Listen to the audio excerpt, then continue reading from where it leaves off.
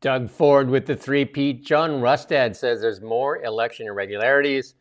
The American boycott is called for today in Canada. And there's an NDP MP that goes on an unhinged rant. And Mark Carney becomes a viral meme. And Trump says Poilievre is not a mega guy. All that and much more on the Really Big Show today. With me on the line, Ian Burns. I'm Jim Check with Kelowna Now. You ready to get into it, Ian? Oh, I'm ready. You're ready. You're your own guy there, Doug Ford, there in your home province there.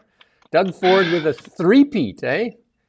I don't know if he's my guy, to be honest. And the thing with Doug Ford, it's quite an interesting one because I've never met anyone that likes Doug Ford, literally. And I mean, that's only me. That's only my life and my experience, but that's quite a lot of people.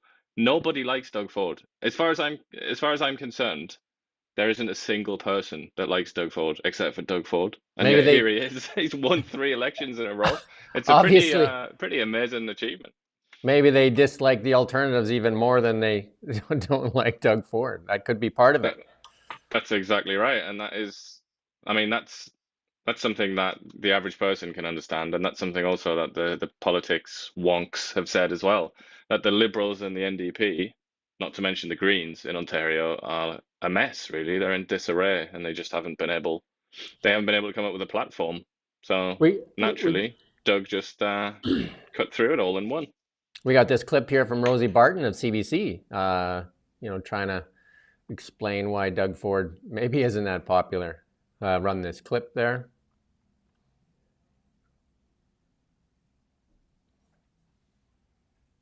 Yeah, I mean, listen, to the point I was making to the panel, I don't think that Doug Ford can look at this result and not take some sort of message from it. Yes, the message can be, people still like me. I have a mandate now to go ahead and deal with Donald Trump.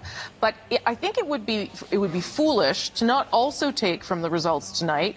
I have to be careful. I have to be careful with the decisions I'm making. I have to listen to the opposition parties here, and I have to be held to account by them. And when they do that, I need to be responsive. This is not the sweeping supermajority that we've been talking about. Yes. This is a majority that is important and significant, with a little bit of a flashing yellow light, I would say to him. There you go. And I think Dan Elbus tweeted on that and said that you got to recognize. I think it's unheard of to get a three-peat though, too, isn't it? Out there in Ontario. I think it did happen once in like the 1930s or something like that. Well, Or not for a maybe long time the though. 50s. Happened in the 1959. That's what happened. Yeah. But on Rosie Barton there, that's why she gets the big bucks, Jim, for that kind of just amazingly astute and wise political analysis. So I would just congratulate Rosie Barton on having possibly an IQ in the 200s. That's my personal opinion. There you go. Hey, she didn't throw any Russian collusion in there for Doug Ford. She didn't accuse the Russians of propping up Doug Ford, so that's a win there.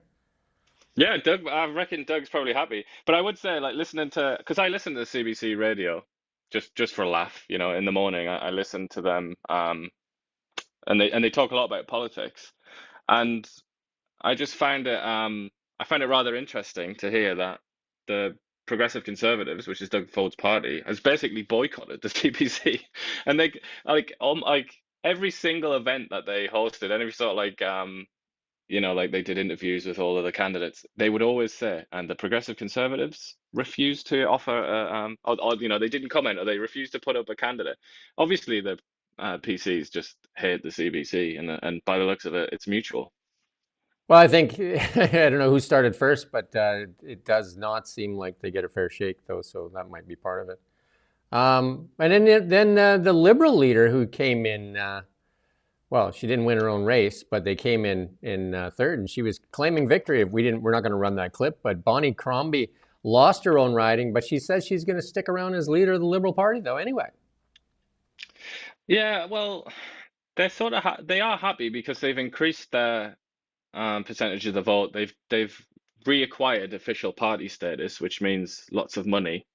That is a big deal. Like, money is very important in politics. But yeah, she lost her seat, and also, I mean, it's a really strange one because the NDP came second with 18.5% of the vote. And the Liberals came third with like nearly 30% of the vote.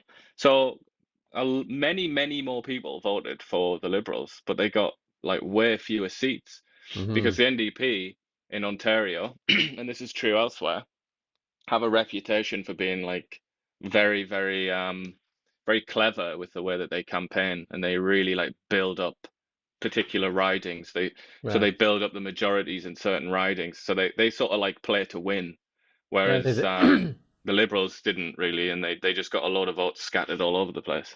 yeah, I would say that. I mean, that's kind of like the Greens, where they find a couple of plums to pick and focus their energy there, because they typically don't even run full slates, right? So they could spend most of their energy in targeted approaches, as opposed to like trying to run a full slate.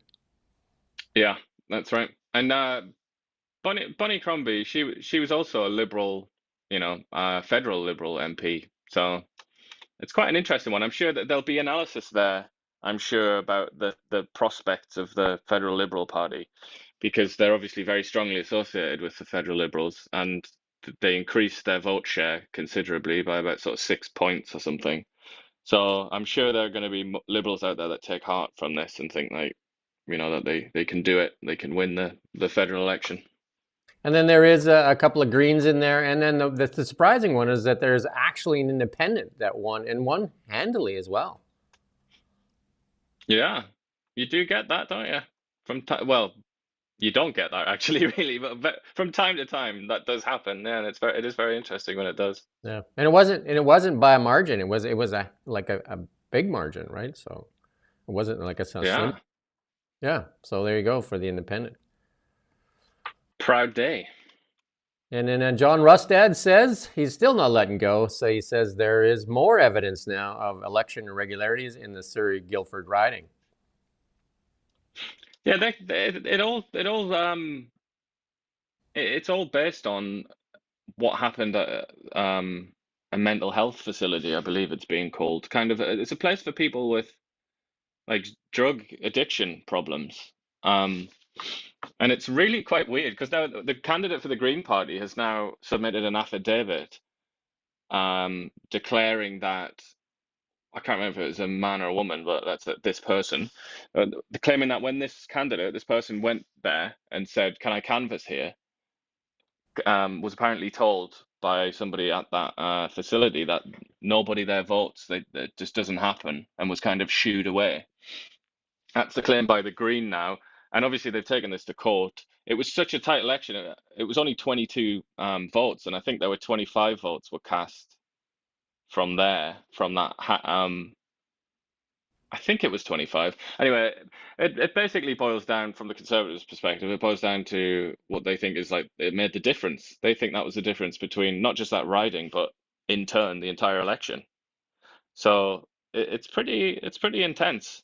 Whereas the NDP, for their part, say that they say the BC Conservatives are completely wrong, and they also say that one of their officials was warned by the police to stay away from this mental health facility. So it's all about this place. I believe it's called Argyle House. It's just completely that's the center of the drama. And then CMHC, this is a story by Holly Doan and Blacklock, says they can solve the housing crisis. You ready for this? 2055. I guess it's already on the screen there. 2055.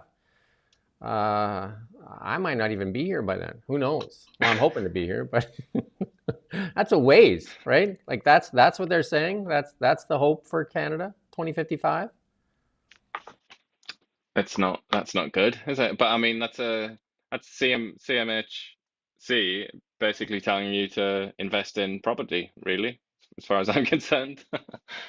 Yeah, and then, like the cabinet has targeted a construction of 3.9 million new homes to restore affordability by 2031. That's the Liberal government. And that would mean a minimum of 650,000 starts a year. And right now, we're going to do probably 237, 690, 200, under 240,000, under 230,000. And the record for homes in a single year was 273,000 in 1976. So I'm not sure where the Liberals got this number where they're going to facilitate 650,000 starts a year. Well, if you think about 1976 as well, the demographics in Canada were loads better. So you had loads more young people who could work in the construction industry. You also had more land, considerably more land, because the population was vastly smaller than it is now. So you just think all of the kind of variables necessary to achieve that figure of 273,000, they're not, it doesn't look good right now, does it? I mean, right now, I mean, actually, I think today the Liberals are going to announce some kind of immigration scheme for construction workers. I mean, good luck with that. I don't really. The reason, or one of the main reasons Canada's in this problem to start with is because immigration has been historically Right. high. So the demand has been really high. But their answer to really high demand is introduce more immigrants. But these ones can work on building houses for immigrants, I guess. And then you also have to look at the land. Like there's a lot less land available now, and there's a lot more NIMBYism now too. It's a lot harder to get things built now, and a lot more expensive. So Yeah, it's not in their favor. one of the bigger comments in there, like it's the current development rates. It's also research showed planning and obtaining municipal permits took about twice as long as the actual construction of apartment buildings or townhouse rows. So it's just hard to get permitting. We've seen this in Kelowna. I've done an interview with a home builder here. So it took a year and a half to get just a permit to build a single family home out in Lake Country. And as he said, there's nothing really unusual about it. Just that slow. Yeah, and that's everywhere. That's just all over Canada. Almost every single city, really. So maybe they'll have to change the definition of what constitutes a home so that they can get these 650,000 starts a year. And they've already fell behind in their plan to do this, right? So I mean, it's easy to talk up a number, but solving the housing crisis by 2055, does that mean we have to keep the Liberals in power until 2055 to see if their plan actually works? Just one more election victory, please, One more. Canadians. We'll do Give it us this time. give us 3 more decades. We're bound to get this right. Just one more generation, and we'll do it. Another Holly Doan story from Blacklocks. Again, you can subscribe to their work. They have a paywall there. $314 a year, well spent money. This one showing Karina Gold was in charge of the passport office, and they're saying that an newly disclosed federal audit cites confusion, lack of insight, and mismanagement at the passport office that cost taxpayers millions. And this is under the guidance of our Liberal leadership candidate Karina Gold. There you go. Who'd have thought that, eh? Yeah. She's so confident and so proud of herself, but apparently not a lot to back that up, unfortunately. Yeah, it says many passport offices reduced in-person staffing as volumes of applications grew, and half the employees were sent to work from home, and 20% quit during the worst of the backlog. So, yeah. It was a nightmare. It was an absolute disaster that period because in my family, a couple of us needed to get passports in that very year, 2022, and it was an absolute nightmare. It was a complete catastrophe. There was one occasion where my wife queued up for like 6 hours or something like that, and then they told her when she was near the front, like, sorry, we're all done. You have to go home now. I mean, it was an absolute nightmare. It was a real and this kind of broke through. I think if you cast your mind back, so much has happened since then, but it was a really big deal at one point, wasn't it? I mean, she made a mess of the passport office, and now she wants to run the whole country. So, yeah. Well, that's the springboard upon which she's launching her leadership campaign, I suppose. there you go. TELUS, second time in this short little while to announce more buyouts for workers across the country. For the second time this month, they're saying that they're offering hundreds of employees to take a buyout package. And it's for offers to buy out about 560 employees. And they did that recently. They offered 545 employees to be cut as well. Steelworker Union not liking it. Mm, yeah, that's understandable. Yeah, they've been cutting. Boycott of American retailers supposedly taking place Friday. And then this is our own reporter, Steve McNall, did this and interviewed local retailer Henri Blonley, who runs a lot of electronic stores all around BC called Andre's. And he was a former council member here in Kelowna. Yeah, it's I mean, there's a poll out today from Leger, which suggests that 2/3 of Canadians are reducing their purchases of American products. And that sort of rings true to me as well. I mean, just the people that I speak to, it's definitely happening. This is not just like media hysteria. It's not the media trying to make something out of nothing. Like this really is happening. So it'll be interesting to see if that has any effect on the politics in the US or on the bottom line of these companies. Yeah, well, you can see today, like they're saying to boycott Rona's and Walmart's and stuff like that. And Andre's is a Canadian retailer with 33 stores in about 22 communities throughout their interior of BC. But they do also, to be clear, sell American goods too, like a lot of electronics and the and washers and dryers and that come from the United States too. So not sure what they're doing inside the store, but there you go. I don't know. It'd be interesting to see if there's anybody at Starbucks today versus like the local coffee shops as well. Yeah, well, their second cup's Canadian, isn't it? I'm not wrong. I hope I'm not wrong in saying that. I think it I is. believe it is. I think it even has a Kelowna connection. Yeah, so get yourself a second cup. Have a third cup, perhaps. Yeah, have. I try not to drink anything that has sugar in it. So there you go. So Just get a black coffee. Get a good old filter coffee. there you go. And then this one, this NDP, Charlie Angus MP, goes on a completely unhinged rant. Like, and if you're offended by offensive language, then maybe turn your volume down for the next couple minutes here, because this is one of the most unhinged rants I've seen in a while. Go ahead and play that. Good man, how you doing? We got some questions. We certainly do. Glad to see you here. We're hoping to see some progress. A little bit of a photo op here. And we're hoping that we're going to see some peace forthwith.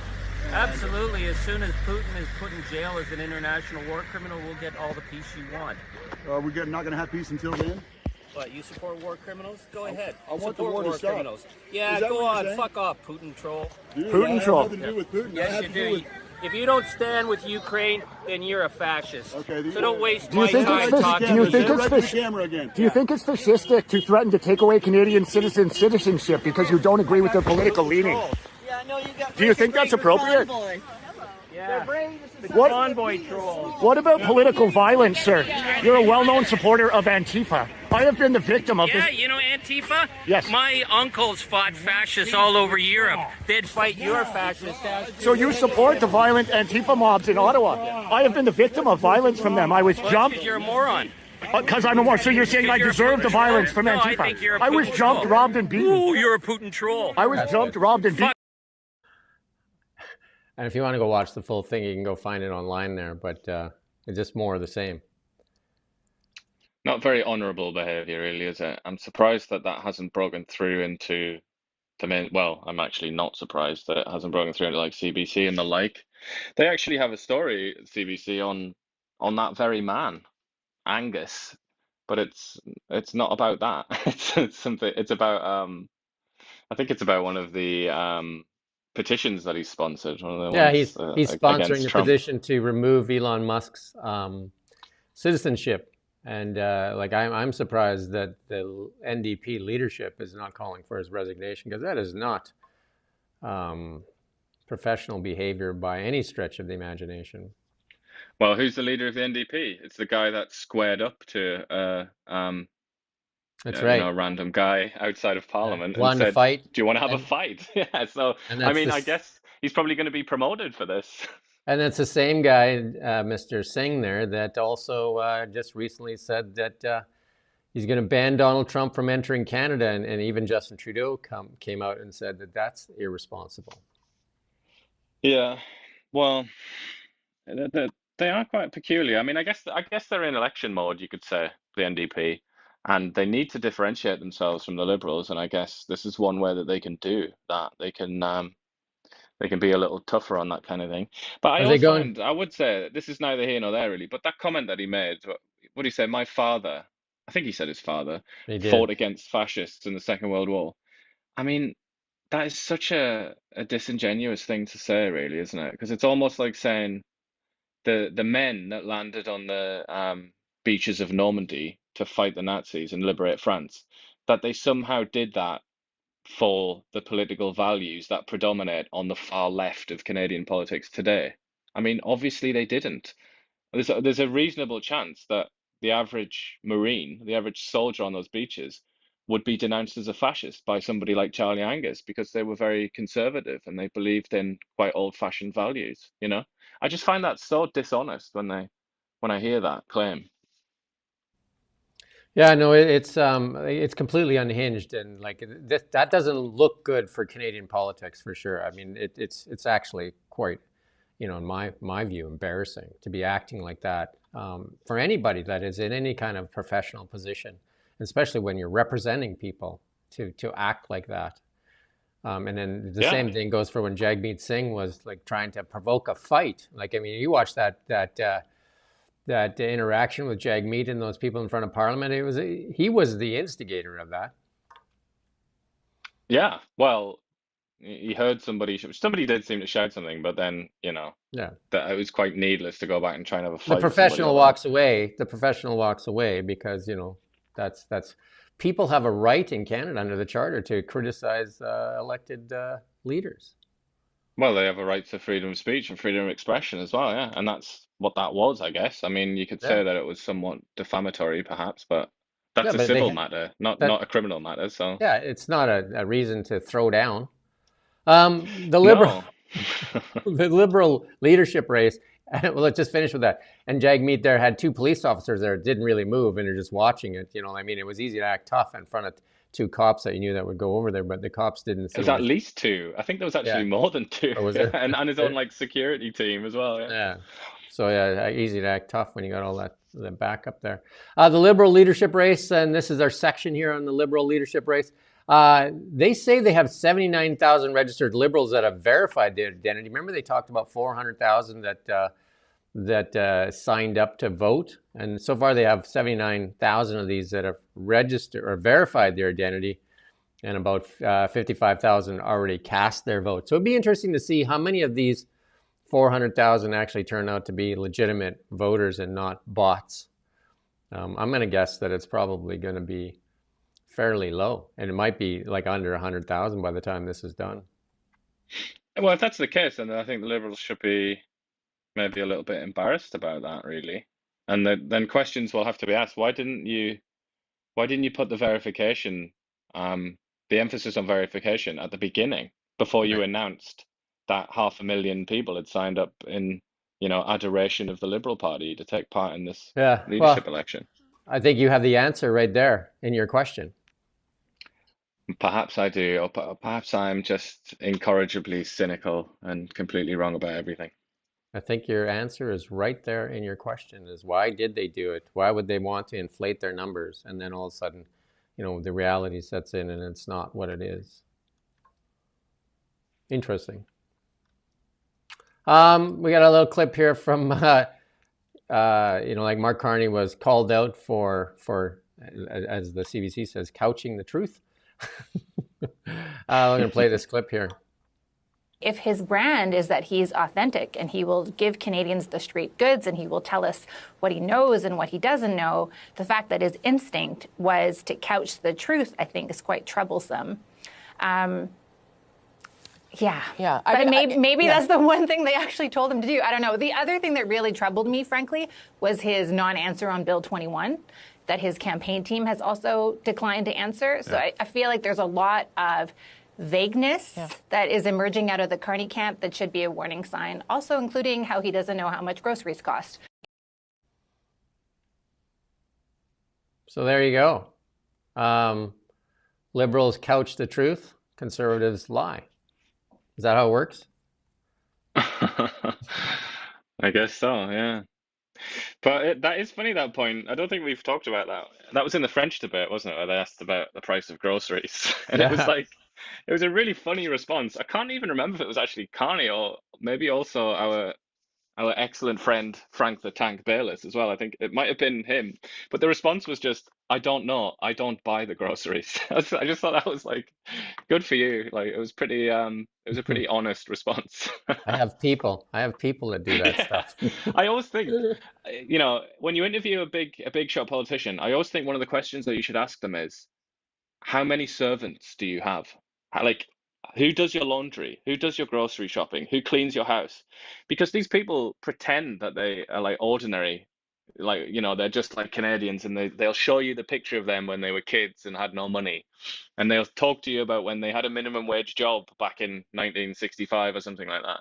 But the reality is that these are elites, and they don't have to do what we have to do. They don't have to they don't have to Well, clean the kitchen. They don't have to clean the toilet and go and like buy cheese in the grocery store. They just simply do not have to do that. Other people do it for them.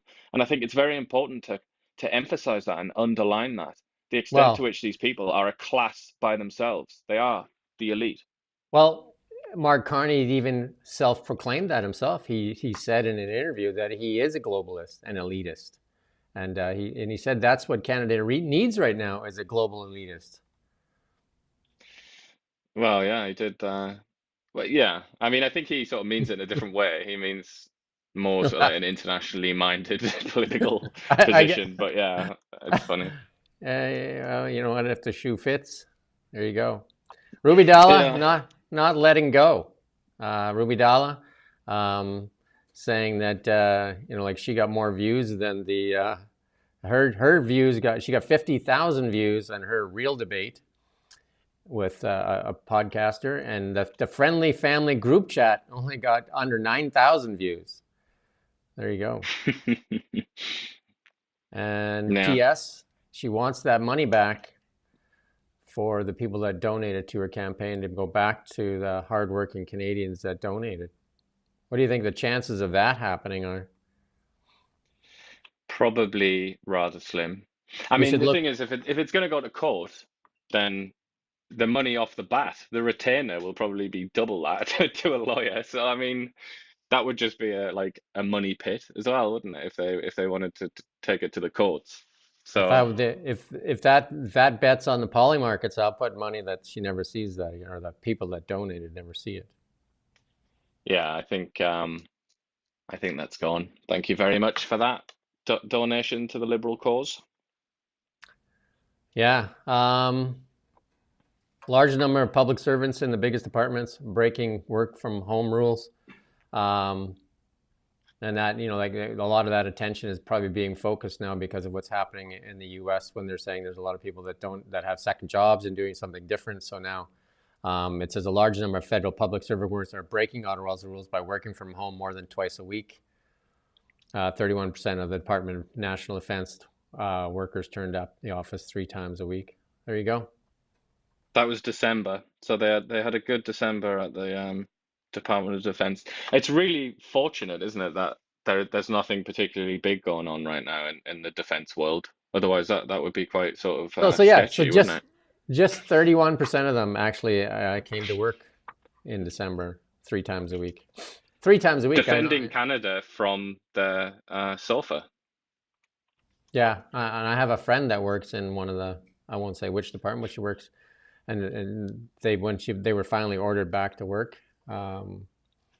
She said it was like almost like a riot in the office because people were screaming and that and saying they don't feel safe, and then being forced to come to work 3 days a week was unreasonable.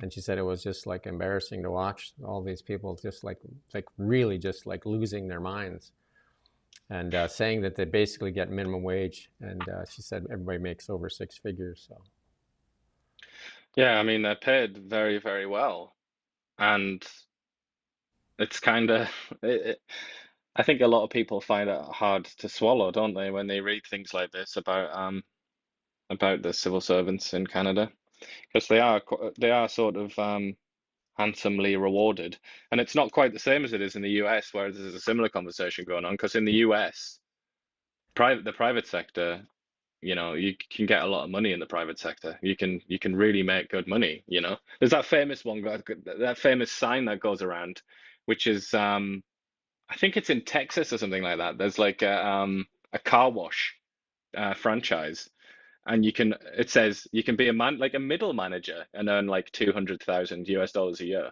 It's like, can you imagine anything like that in Canada? It's inconceivable. Whereas in Canada, often like the disparity is the other way. It's public sector jobs are the ones that pay well. So I think it's only fair that they should be scrutinized for that sort of thing, I reckon.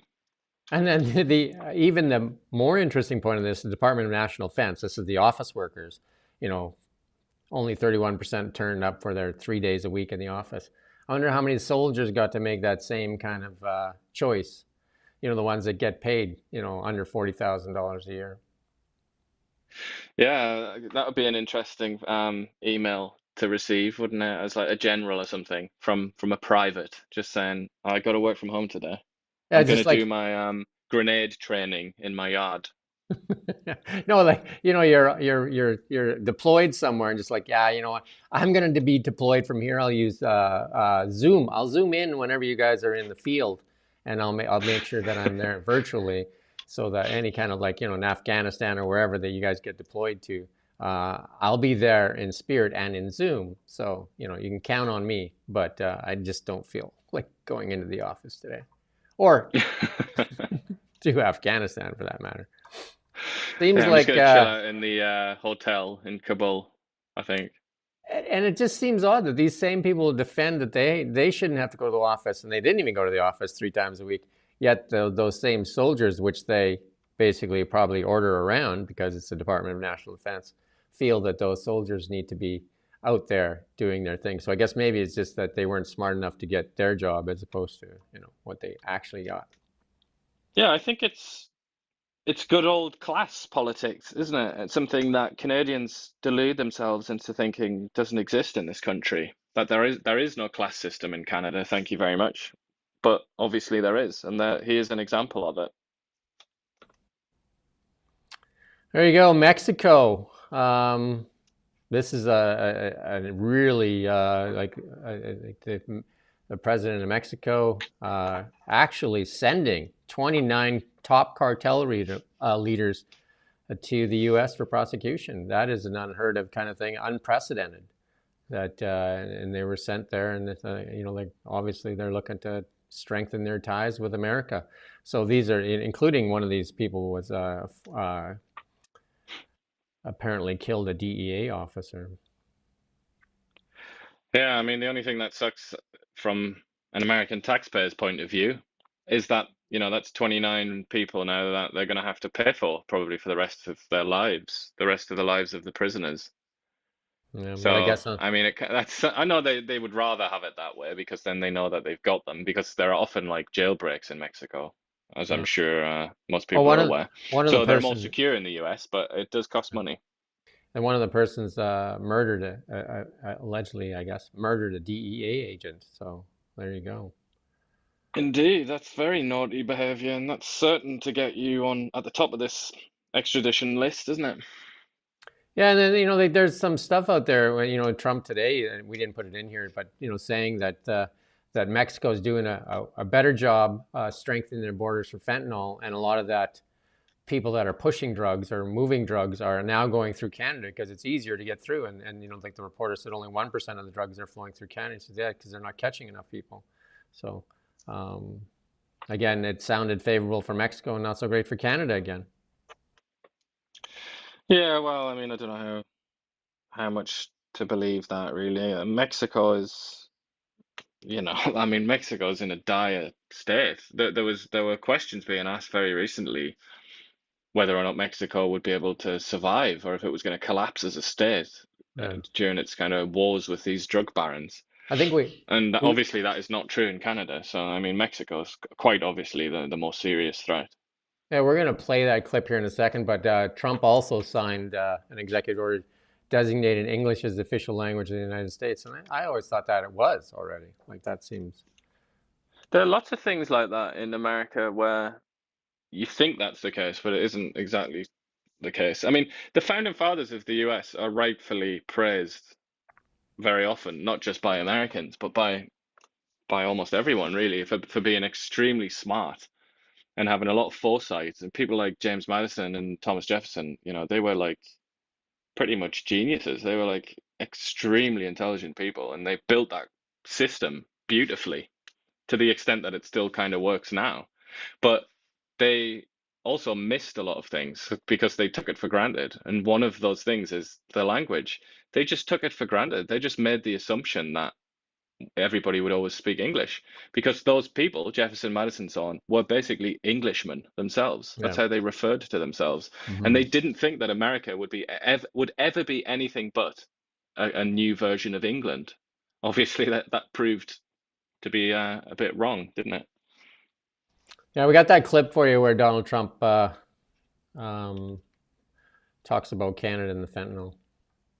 Mr. President, on fentanyl, Mr. President, less than 1% of all fentanyl that comes into the U.S. is apprehended at the Canadian border. So why use fentanyl as a reason? Because they should be apprehending much more.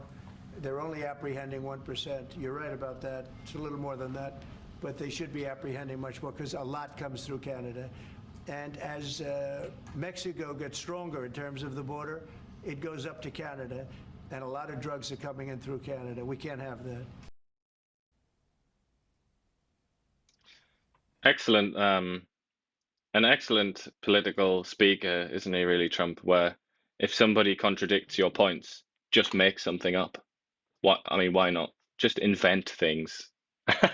He is so funny. Like he actually really makes me laugh that he's chosen as his main tactic in politics to literally just fabricate things. He just invents things. It's like absolutely hilarious. He does it on the spot as well.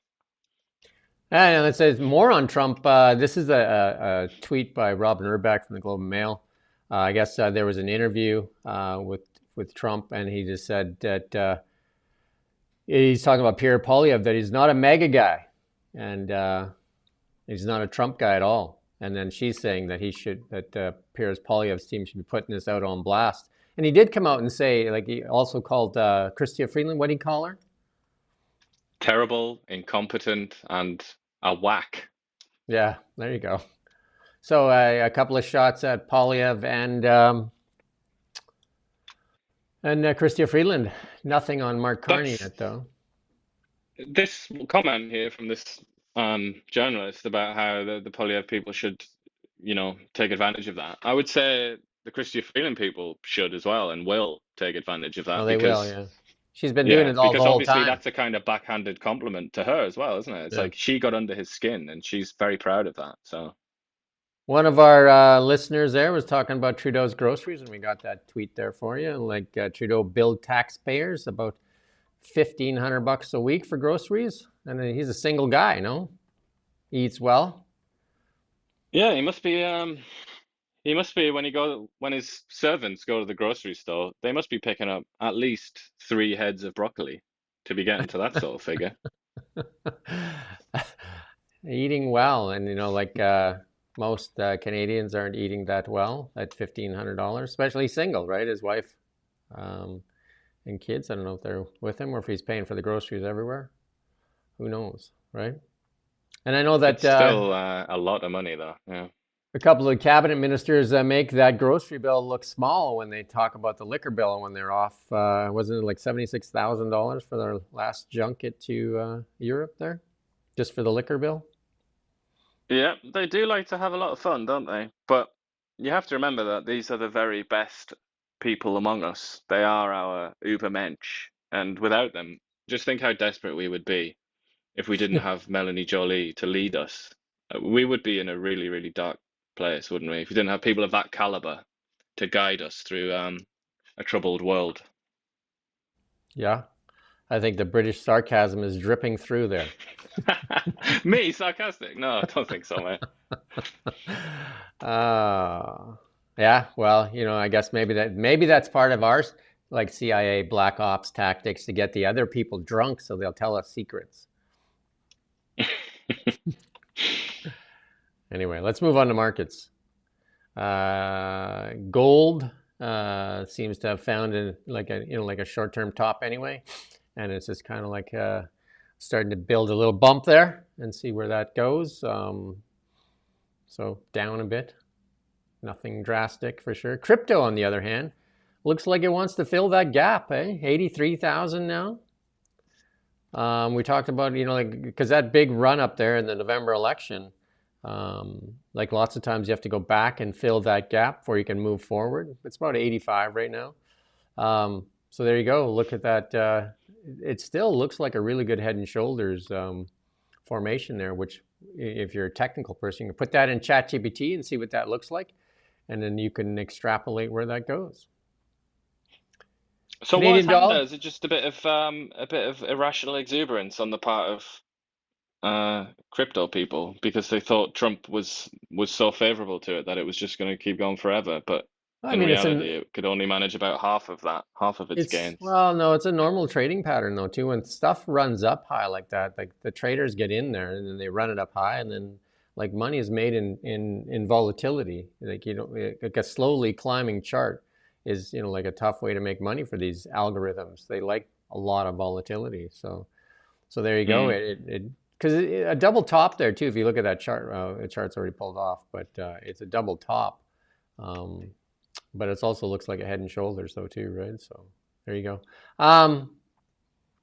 Canadian dollar does not like all this tariff talk again, right? We need that election. We need that election in the worst way, and we need a clear leader that can lead Canada, that has a strong mandate, and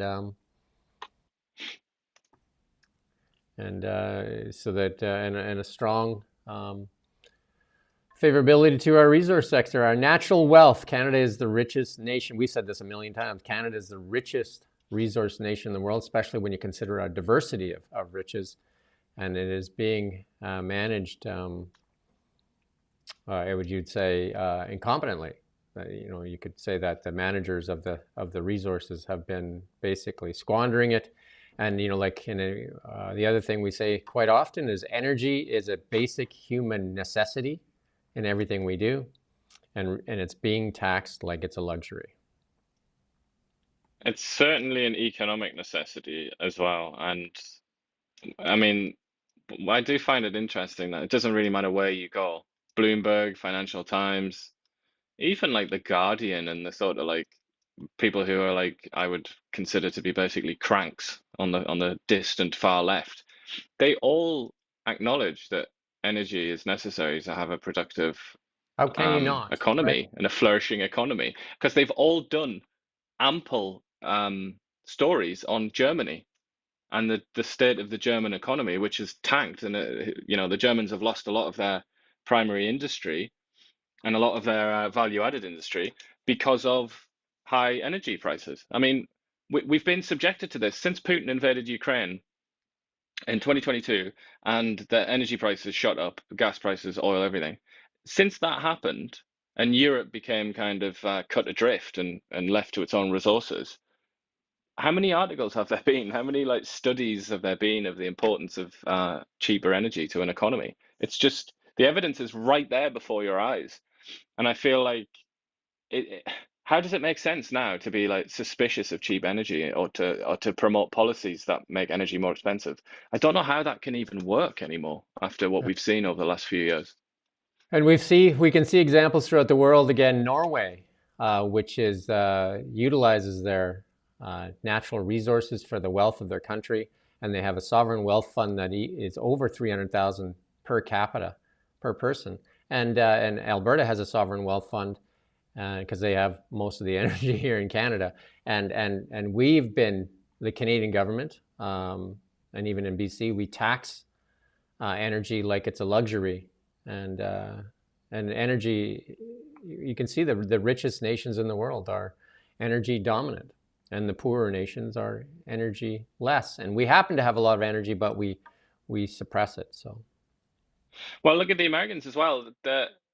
It's not that long ago. We've mentioned this so many times now that people will be sick of us saying it, but it's not that long ago that the Canadian economy and the British economy and other European economies were doing better than the American economy, relatively speaking. They had higher GDPs per capita. And it was a bit like when Obama became president of the US, people were very gloomy about the US economy and its prospects. But now, when people speak about the American economy, it's like this juggernaut that's just crushing everything that it encounters, every other country in the world, China, the Europeans, us in Canada, obviously.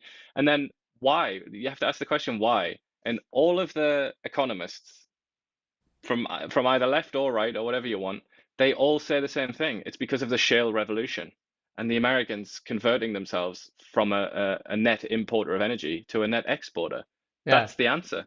So All they've done paths, it. The Americans have done it. all paths lead to energy.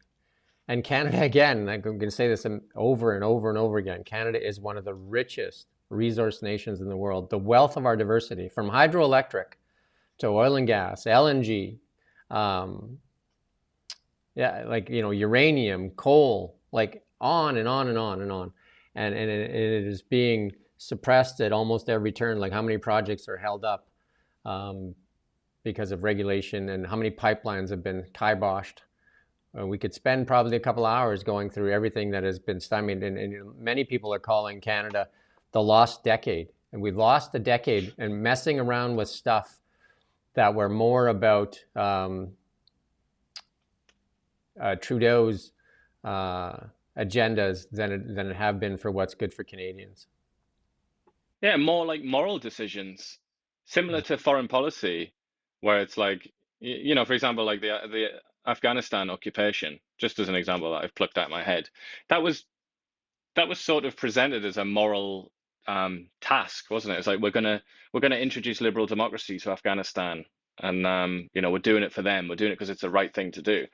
But that same sort of attitude has applied to Canada's domestic energy sector and its economy in general, where it's like, no, I know we could be rich very easily, but that's not the moral thing to do. That's not the morally good thing to do.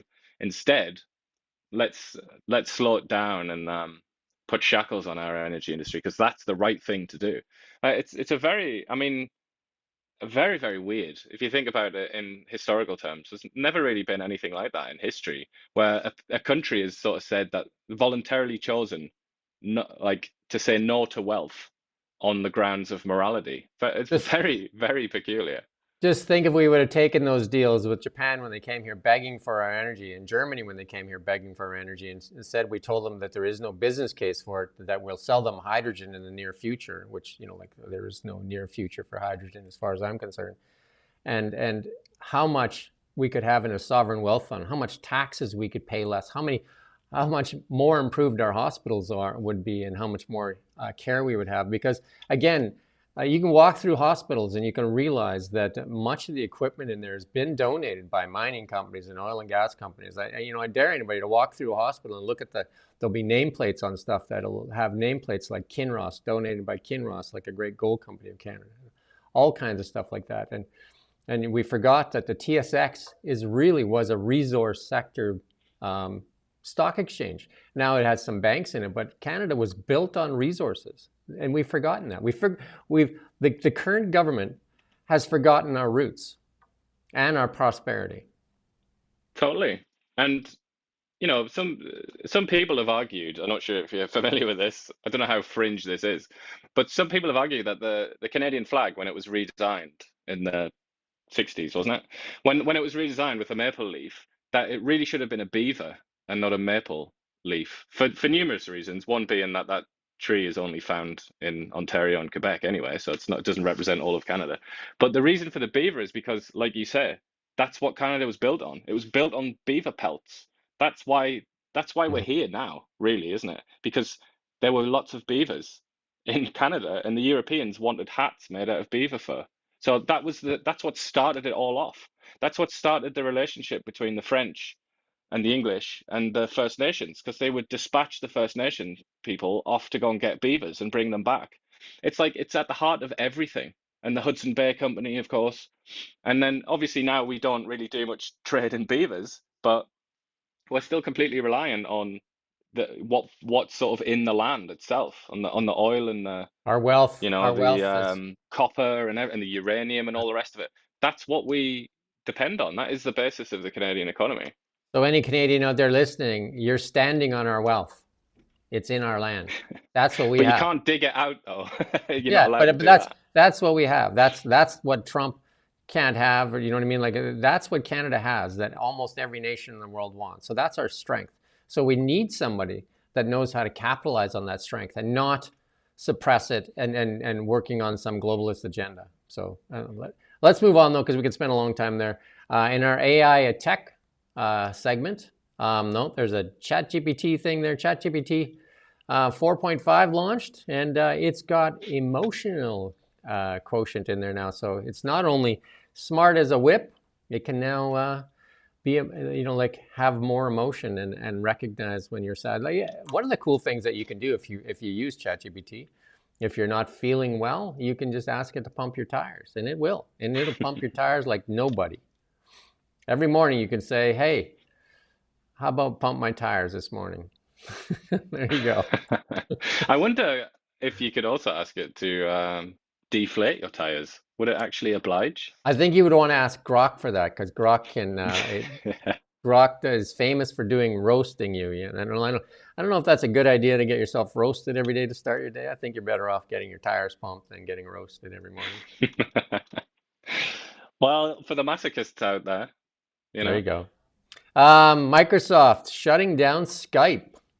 There you go. That's the end of Skype, because Zoom is the one thing. I never really liked Skype. It was funny. Like during the COVID thing, like Skype you thought would have been the front runner, but Zoom just kind of took it and ran with it, and it kind of was the old Subway versus Mr. Sub, right? There, Mr. Sub was there first. Subway came along, ate its lunch literally, and the same thing goes for Skype. Skype was there already, and then Zoom came along, and it just was easier to use, I guess, cheaper, better, faster. They bought that for about 10 or maybe 15 years ago. They bought it for about $10 billion as well. It wasn't cheap, Skype, but I guess that's just what happens in the big world. Microsoft, not famous for making lots of great decisions for sure, but again, they have a big investment in ChatGPT though, which is one of the leading things right now. Yeah, but that means, just for context, that means that Microsoft paid about 4 or 5 times more for Skype than Google paid for YouTube.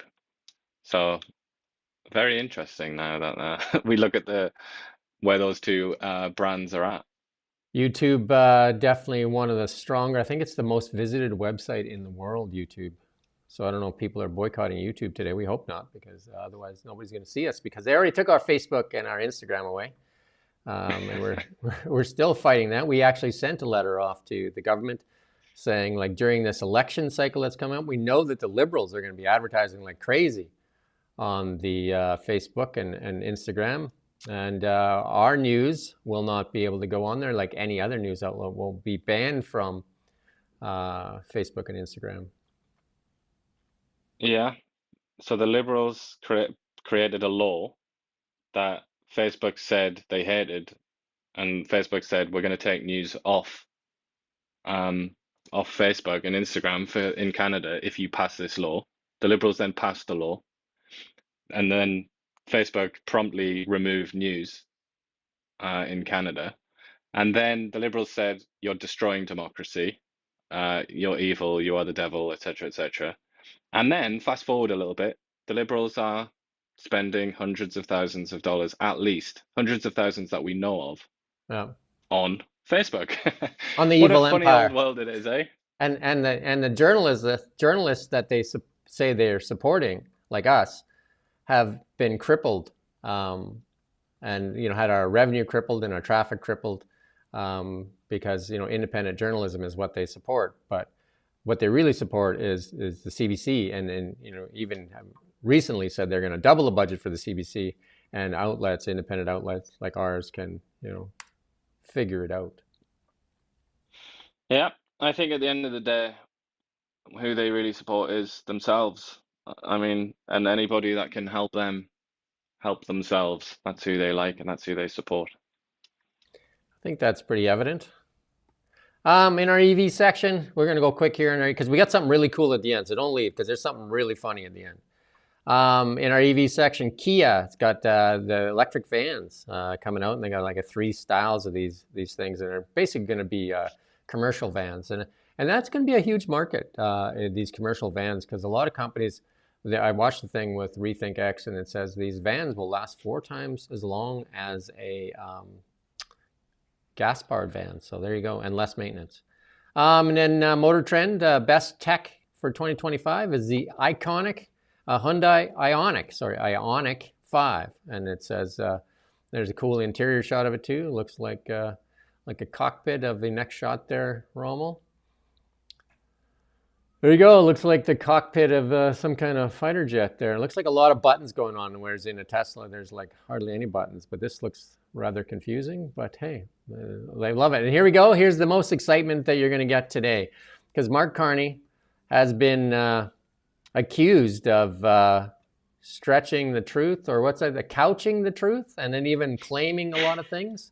And so, like, there's this viral meme going out there right now, and with Mark Carney with AI, and this is him claiming to score the golden goal at the 2010 Olympics. There's a whole bunch. Discovering fire. There's another one here where he, 1993. If you click to the next one, he hit the home run to win the World Series for the Toronto Blue Jays. And the National Post did a story on of all these claims that he's made that that are not exactly what you call couching the truth, or what's the politically correct way to say it? Is there one? I suppose uttering a falsehood, uttering an untruth, exaggerating your. Yeah, there's some really funny ones out there actually, and there's some ones where he was actually a part of the Gladys Knights and the Pips. If you go search on it, you're gonna find it. Who knows? Who knows what the future is going to hold? Because if the Liberals win, maybe their project will be to change history, and none of us will know the better. And this is like maybe Google. Mark Carney will indeed have scored the golden goal, and everybody will know that as a fact. Maybe he will team up with Google and rewrite history, and then we'll just have to accept it as true. Yeah, and if you dare contradict those claims, then perhaps you'll be arrested for fascism, and Charlie Angus will come and torture you in prison. Yeah, like there's some comments on there saying that independent journalism is the future, and I agree. Outlets like ourselves, we don't get any funding, so everybody knows that. We get 0 funding from the federal government. So that's why we can be a little more, I guess, free of what we say. Well, if they take their knee off our throat, that would be great. Give us back the Facebook and Instagram that we earned that audience over 10 years serving our community, and they took that away from us, supposedly to help us.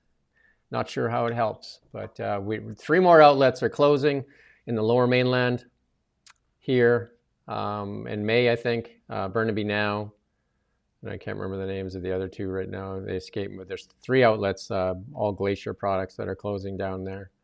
And again, you can pull up the stock charts of many Canadian media outlets, and they look pretty bad. And the worst thing is that Canada is Canada, like they said they're talking about Support Canada right now, is funding many media outlets that are American owned. Like a lot of those newspaper groups are American owned, and they're getting the journalism credit, and they're funding American companies for journalism and taking outlets like ours and basically choking us off. So there you go. It's America first, isn't it? It's somebody first. It's sure ain't us. We do thank you and we thank you for all the comments. Lots of comments today on our YouTube channel. We thank you for that. We hope that you share this and pass this on. And we're also streaming now on a different Facebook account till they catch that one and shut that one down too. We're on another Instagram account, not our regular account. We're on TikTok and we're on X. So if you could follow us in those different places, we have a newsletter that goes out 365 days a year before 7 a.m. and we generate news. We've got the most experienced newsroom in the Kelowna area, and so we appreciate you, and we wish you a happy and great weekend. The weather's great here in Kelowna. We can see that we have that live traffic shot in behind us here, and traffic's flowing quite well throughout the Kelowna, central Okanagan here. And how's it looking in Ottawa before we let you go, Ian? We're just about to have 20 centimeters of snow on top of the sort of 60 or whatever it was that fell last week. So joy to the world. Everybody's very happy about that. So make sure you go get a snow shovel. You don't have to go buy it from a non-American store.